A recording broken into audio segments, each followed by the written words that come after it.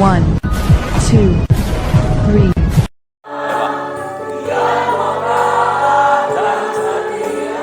Padamu Bapa, kemanapun Bapa, hati yang menyembah dalam ruh dan kebenaran sampai selamanya.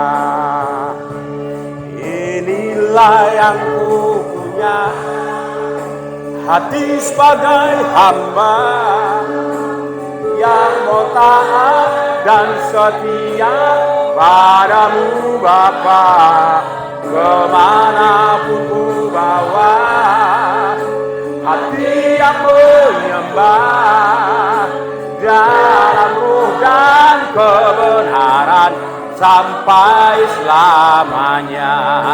Dalam ruh dan kebenaran sampai selamanya.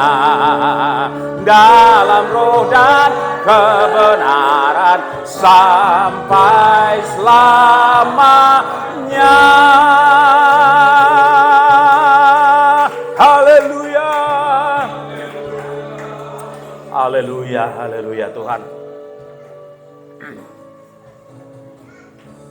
Kami bersyukur kepada Bapa di sorga karena Engkau di dalam nama Yesus telah utus Roh Kudus untuk tolong kami boleh semakin mengenal Tuhan, semakin mengerti rencana Tuhan, semakin sensitif peka kepada pimpinan tuntunan Tuhan dalam kehidupan kami hari-hari ini. Sehingga kami tidak terlena, kami tidak lalai, tidak larut di tengah dinamika dunia ini Bapa di sorga. Saat ini kami anak-anak-Mu yang ada di tempat ini rindu Tuhan untuk dibekali, diperlengkapi oleh firman Allah. Kami berdoa, mari Roh Kudus ambil alih setiap kami.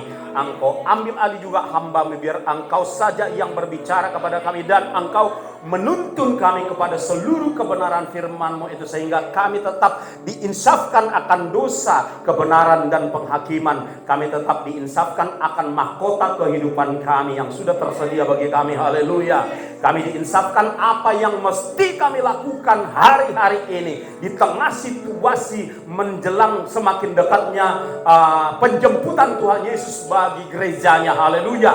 Terima kasih Bapa di sorga, berfirman dengan berlimpah-limpah karena kami sudah siap untuk menerimanya, melakukannya, dan meneruskannya kepada sebanyak mungkin orang. Terima kasih Bapa, demi nama Tuhan Yesus Kristus, kita yang siap melakukan firman Tuhan dengan sukacita, kita sama-sama katakan. Amin. Kita katakan sekali lagi, amin. Haleluya. Baik Bapak Ibu Saudara yang dikasihi oleh Tuhan Yesus Kristus, shalom bagi kita semua.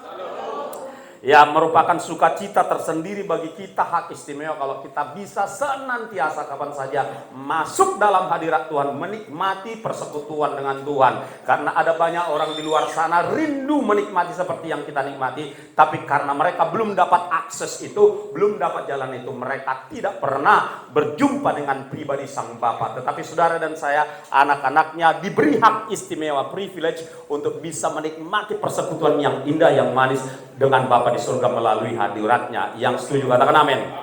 Baik Bapak Ibu Saudara, kita hidup di hari-hari menjelang semakin dekatnya kedatangan Tuhan Yesus Kristus. Ada satu situasi hari ini sedang terjadi, yaitu tenang. Ya, hari-hari ini suasananya tenang, suasananya damai. Buat kita paling tidak, kecuali yang di Ukraina, Bapak Ibu Saudara, kecuali mereka yang sedang mempersiapkan seluruh kekuatan militernya. Tetapi kita khususnya, kita merasakan damai, kita merasakan tensi situasi yang terjadi 3-4 bulan yang lalu sedang menurun, sedang tenang, sedang nyaman dalam tanda kutip. Nah, di tengah situasi seperti inilah kita perlu berjaga-jaga, jangan larut, jangan terlena, ya. Jangan terlena karena ibarat ibarat sungai, ya, ataupun laut yang permukaannya sedang tenang-tenang hari-hari ini, namun sesungguhnya di bawah permukaan sedang terjadi arus besar, ada gelombang besar di sana yang sewaktu-waktu oleh seizin Allah akan tiba waktunya terjadi seperti apa yang Tuhan atau firman Tuhan telah tuliskan di dalam Alkitab, saudara-saudara. Nah, sehubungan dengan itu Bapak Ibu Saudara, tema kita hari ini atau satu kata yang perlu kita renungkan hari ini adalah jangan terlena. Boleh kasih tahu kiri kanan, jangan terlena. Ya, saudara pasti mengerti maksud saya. Kenapa kita bisa terlena? Karena tensi yang sempat tinggi di bulan-bulan yang lalu, ya, ketegangan yang sempat meninggi itu sudah reda. Tetapi percayalah bahwa si musuh itu, si penguasa dunia yang telah dikalahkan di kayu salib itu tidak akan tinggal diam. Dia sedang mematangkan rencananya. Nah, di tengah situasi tenang seperti itu, kemungkinan banyak orang akan, nggak ada apa-apa, tenang-tenangnya, berarti betulnya kita, ya, nggak masalahnya kita terima, ya, pertolongan dari dunia ini. Nah, orang itu yang salah. Tetapi bukan saja orang itu bisa berpikir seperti itu, saudara dan saya pun bisa berpikir seperti itu. Udah tenang, udah aman. Dan ironisnya, kalau kita terlalu terlena dan mulai tertipu dengan situasi yang palsu ini, saudara-saudara, maka kita bisa saja ikut kompromi. Nah, itu dia. Dimulai kompromi kecil-kecilan, kan begitu ya. Jadi setelah kompromi kecil-kecilan tentu akan masuk kepada kompromi besar yang fatal dan yang sifatnya kekal. Untuk itulah firman Tuhan saat ini mengingatkan setiap kita. Mari kita buka Alkitab kita dari Efesus 5, mulai dari ayat 14 hingga yang ke-18, ya. Efesus 5 ayat 14 hingga 18. Pastikan saudaraku, kalau buka handphone, jangan buka dulu yang lain seperti WhatsApp, nggak usah balas dulu, atau matikan dulu paketnya, ya, supaya nggak tergoda buka WhatsApp, Facebook dan lain sebagainya, ya, supaya fokus. Nah, kita akan baca secara bergantian, saudaraku. Saya baca ayat 14, saudara baca ayat 15, nanti ayat 18 kita sama-sama. Saya baca ayat 15. Itulah sebabnya dikatakan, bangunlah hai kamu yang tidur dan bangkitlah dari antara orang mati dan Kristus akan bercahaya atasmu.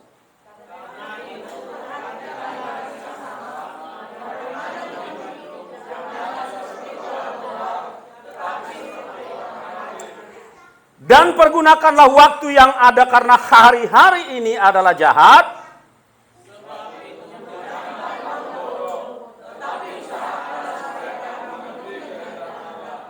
Sama-sama ayat 18. Dan janganlah kamu mabuk oleh anggur, karena anggur menimbulkan hawa nafsu, tetapi hendaklah kamu penuh dengan Roh Kudus. Katakan amin.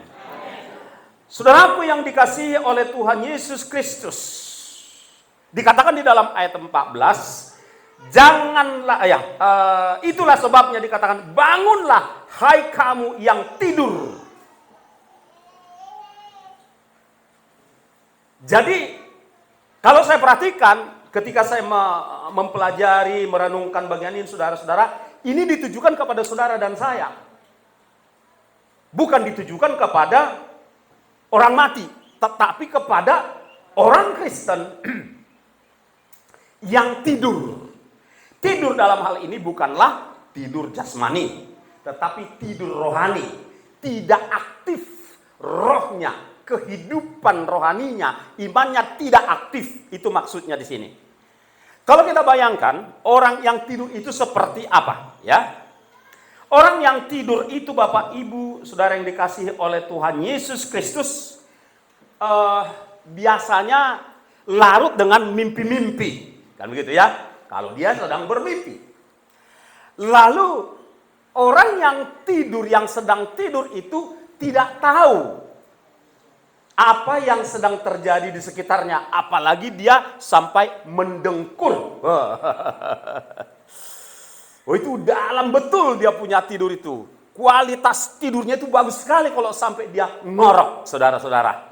Dan biasanya orang seperti ini, dia sendiri pun tidak sadar kalau dia lagi ngorok.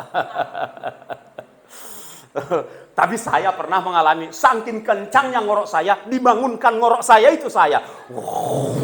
Saya terbangun. Saudaraku, bicara yang ngomong-ngomong soal tidur, sekitar 12 tahun yang lalu di salah satu apartemen teman saya di Kebayoran, Jakarta Pusat, saudara-saudara, saya tidur di lantai 21, kan begitu. Saya nginap di sana beberapa malam, lalu suatu pagi saya turun ke bawah, pengen nyari biasa sarapan yang bubur ayam Jakarta. Lalu si abang ini bilang, "Pak, seru ya Pak tadi malamnya, ngeri banget." "Apanya yang ngeri Mas?" Saya bilang kan. Itu waduh panik banget semua itu penghuni apartemen itu. Wow, berjejal-jejal mereka rebutan panik turun ke bawah.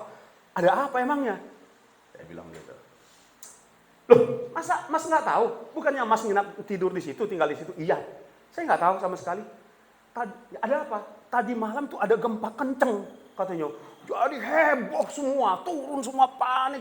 Ada yang jalan melalui tangga, ada juga melalui lift rebutan. Wah, berhamburan orang di sini kan. "Masa sih?" saya bilang. "Ya masa sih gimana?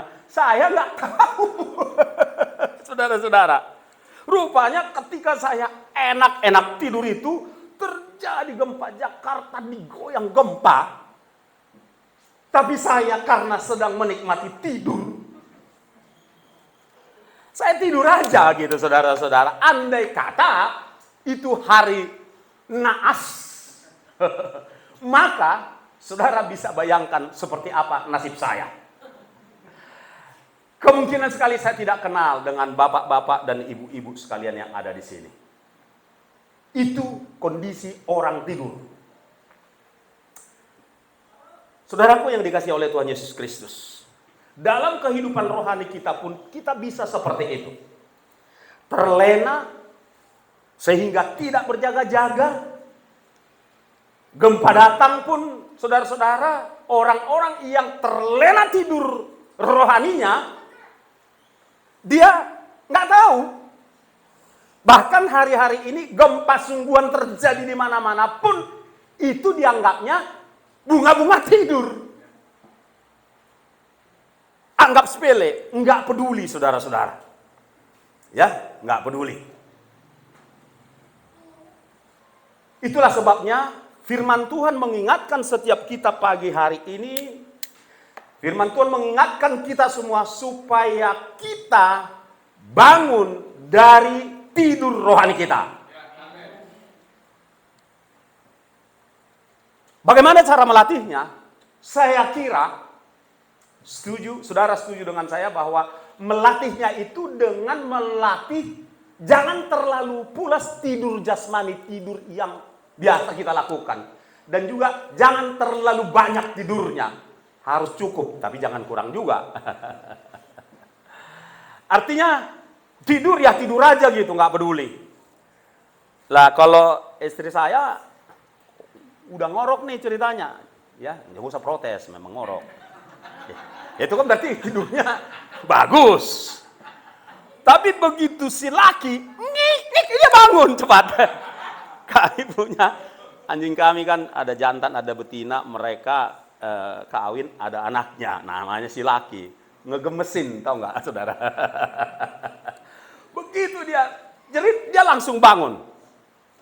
Saya catat, ini bagus kebiasaan seperti ini. Kalau ada apa-apa, cepat gitu.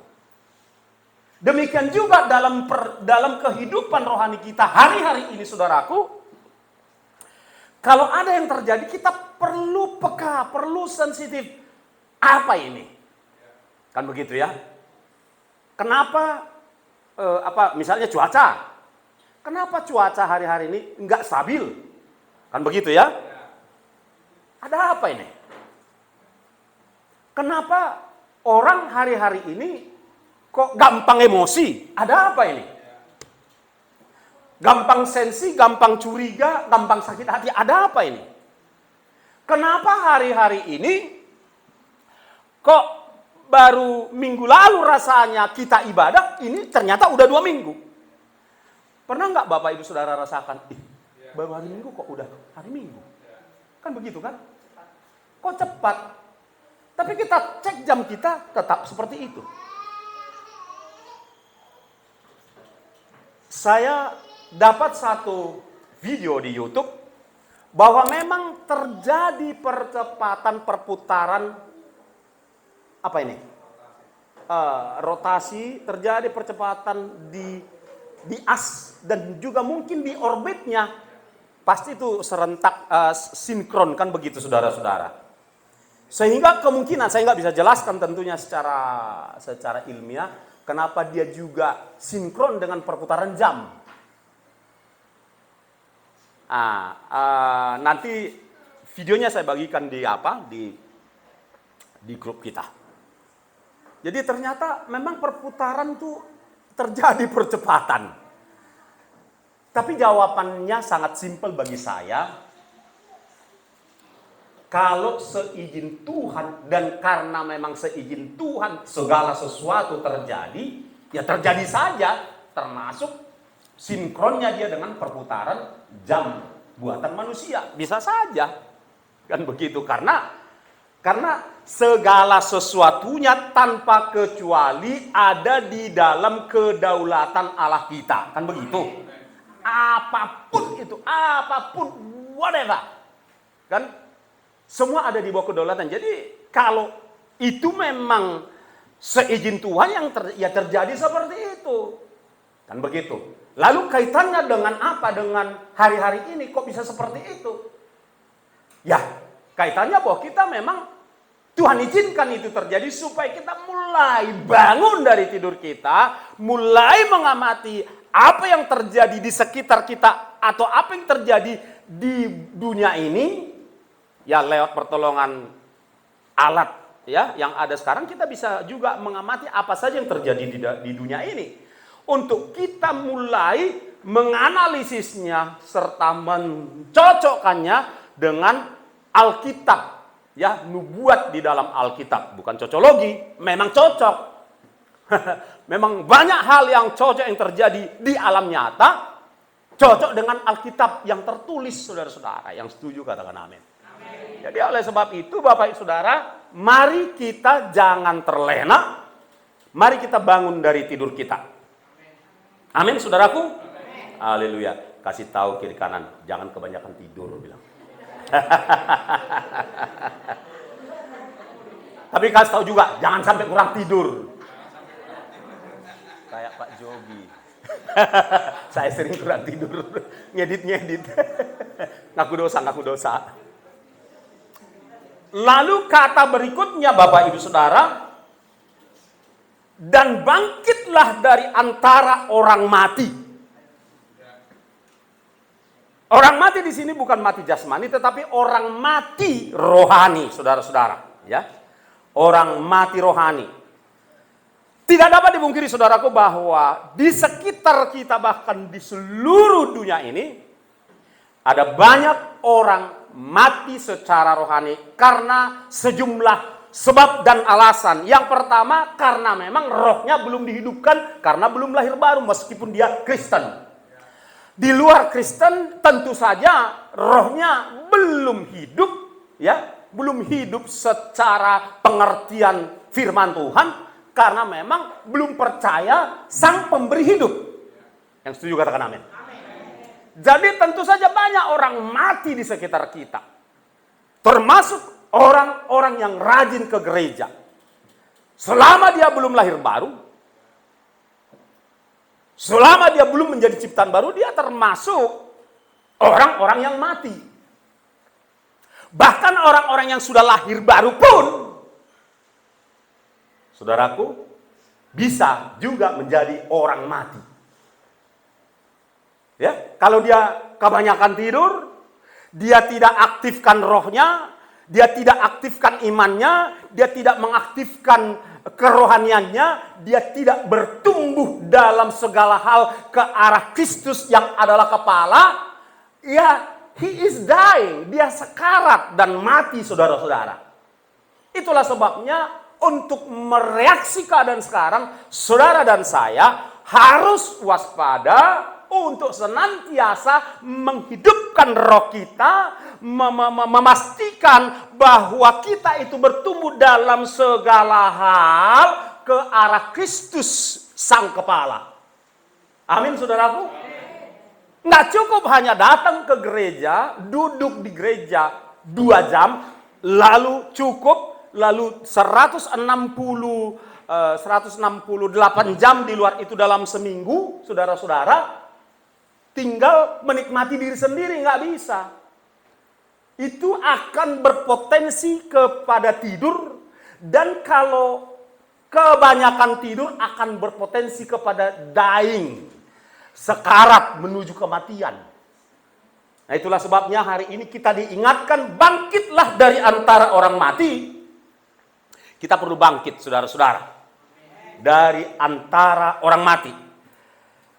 Orang mati itu seperti apa? Tadi orang tidur. Sekarang kalau orang mati seperti apa, saudara-saudaraku? Ya, kalau orang mati emang udah nggak bisa berbuat apa-apa lagi. Udah stop sama sekali. Kalau orang tidur masih hidup dia, tapi pasif. Tetapi orang mati memang seluruh kehidupan dalam tubuhnya sudah mati. Itu orang mati, saudara-saudara. Ya, dan orang mati adalah mayat yang sedang mengalami pembusukan. Kalau mayatnya sudah lama mati, ya kan, sudah busuk dia.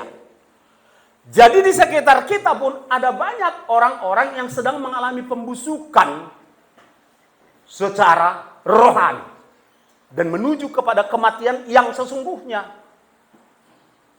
Sebab kalau dia hidup, dia pasti dinamis, dia pasti beraktivitas. Itu sebabnya di abad-abad awal simbol orang Kristen itu ikan hidup. Ikan hidup melawan arus dia, dinamis dia, saudara-saudara. Tapi ikan mati di bawah arus dia. Tuhan mau kita keluar, bangkit dari antara orang yang mati rohani, bangkit, saudara-saudara. Orang mati memang sudah tidak bisa berbuat apa-apa. Hanya saja kalau orang mati ini bangkit karena satu sebab, bukan karena disebabkan Tuhan. Orang mati itu bangkit dia karena kuasa yang lain, maka dia akan menjadi zombie.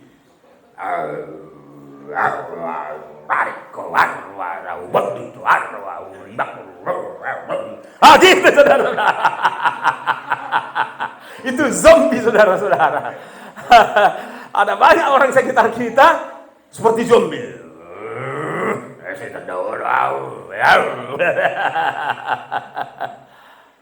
Itu orang mati yang bangkit karena kuasa lain.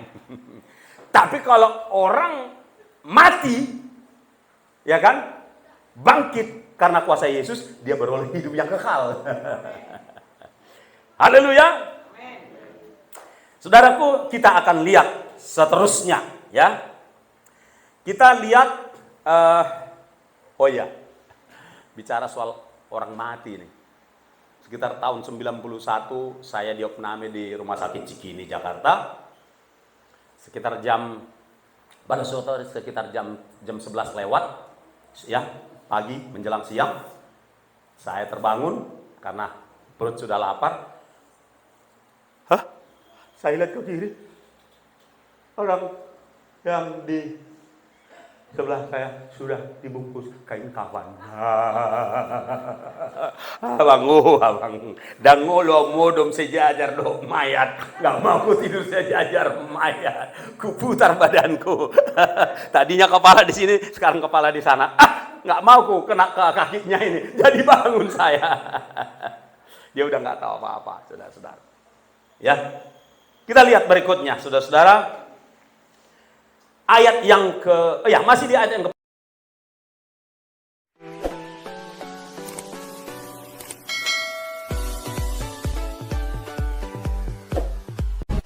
1, 2,